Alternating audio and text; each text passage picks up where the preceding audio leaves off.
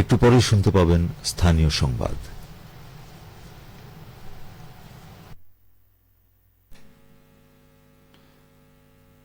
আসসালামু আলাইকুম। আজ বুধবার 23শে বৈশাখ, 17ই জিলকাদ, 6ই মে। বাংলাদেশ বেতার রাজশাহী। স্থানীয় সংবাদ পড়ছি মাহমুদ শওকত। বগুড়া 6 আসনের নবনির্বাচিত সংসদ সদস্য মোহাম্মদ রেজাউল করিম বাদশাকে সম্বর্ধনা দিয়েছে বগুড়া পৌরসভা।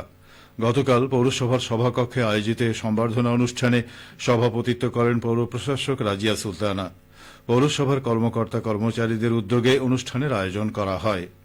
অনুষ্ঠানে পৌরসভার বিভিন্ন স্তরের কর্মকর্তা ও কর্মচারীরা উপস্থিত ছিলেন। তারা নবনির্বাচিত সংসদ সদস্যকে তার নেতৃত্বে বগুড়ার উন্নয়ন কার্যক্রম আরও গতিশীল হবে বলে আশা প্রকাশ করেন। সম্বর্ধিত অতিথির বক্তব্যে সংসদ সদস্য বলেন, জনগণের প্রত্যাশা পূরণে তিনি আন্তরিকভাবে কাজ করে যাবেন। বগুড়া পৌরসভা সহ জেলার সার্বিক উন্নয়নে সবাইকে সঙ্গে নিয়ে এগিয়ে যাওয়ার কথাও জানান তিনি। এ সময় তিনি সম্বর্ধনার জন্য পৌরসভার কর্মকর্তা কর্মচারীদের প্রতি কৃতজ্ঞতা প্রকাশ করেন। নওগাঁ 4 আসনের সংসদ সদস্য ডাক্তার ইকরামুল বারী টিপু বলেছেন, নারীদের আয়মুখী কর্মকাণ্ডে সম্পৃক্ত করার মাধ্যমে পরিবার ও সমাজে ইতিবাচক পরিবর্তন আনা সম্ভব। বর্তমান সরকার প্রান্তিক জনগোষ্ঠী ও পিছিয়ে পড়া জনগোষ্ঠীর জীবনমান উন্নয়নে বিভিন্ন সহায়তা কার্যক্রম বাস্তবায়ন করছে। আগামী দিনে এসব কার্যক্রম আরও সম্প্রসারণ করা হবে। গতকাল মান্দা উপজেলা পরিষদ হলরুমে দুস্থ নারীদের মাঝে সেলাই মেশিন বিতরণ অনুষ্ঠানে প্রধান অতিথির বক্তব্যে তিনি এসব কথা বলেন। তিনি আরও বলেন, নারীদের অর্থনৈতিকভাবে স্বাবলম্বী না করে দারিদ্র্য বিমোচন ও টেকসই উন্নয়ন অর্জন সম্ভব নয়। এ লক্ষ্যে সরকার বিভিন্ন উদ্যোগ গ্রহণ করেছে যাতে প্রান্তিক নারীরা ঘরে বসেই আয়মুখী কাজে যুক্ত হতে পারেন। ইতোমধ্যেই বিএনপির নির্বাচনী ইশতেহারে ঘোষিত ফ্যামিলি কার্ড কর্মসূচি চালু করা হয়েছে। অনুষ্ঠানে 16 জন অসহায় নারীর মাঝে সেলাই মেশিন বিতরণ করা হয়। একই অনুষ্ঠানে জনস্বাস্থ্য সুরক্ষার অংশ হিসেবে উপজেলা স্বাস্থ্য কমপ্লেক্স ও প্রাণী সম্পদ দপ্তরের উদ্যোগে জলাতঙ্ক প্রতিরোধে ভ্যাকসিন সরবরাহ করা হয়। অনুষ্ঠানে সভাপতিত্ব করেন উপজেলা নির্বাহী কর্মকর্তা আখতার জাহান সাথী।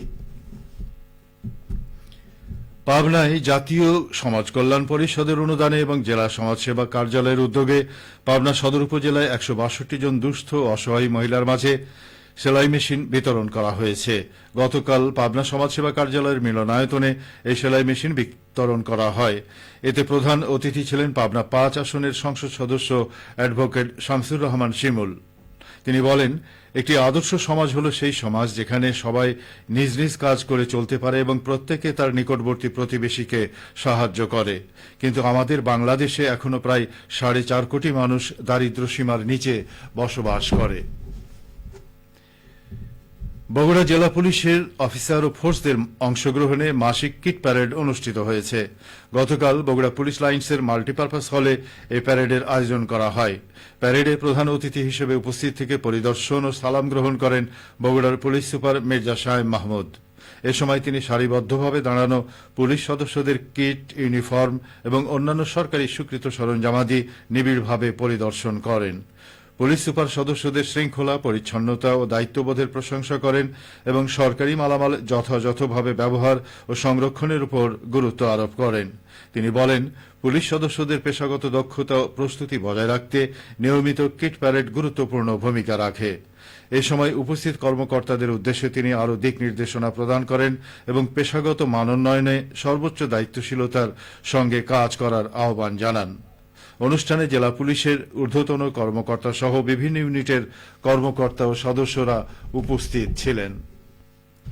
খেলার খবর। নাটোরে অনুষ্ঠিত নতুন করে স্পোর্টস প্রতিযোগিতায় গতকাল বালকদের ফুটবল এবং কাবাডির সেমিফাইনাল খেলা অনুষ্ঠিত হয়েছে। জেলা ক্রীড়া অফিসার রকিবুল হাসান এসামি জানান, ফুটবলে নাটোর সদর উপজেলাকে পরাজিত করে সিংড়া এবং নলডাঙ্গা উপজেলাকে পরাজিত করে লালপুর উপজেলা দল ফাইনালে উত্তীর্ণ হয়েছে।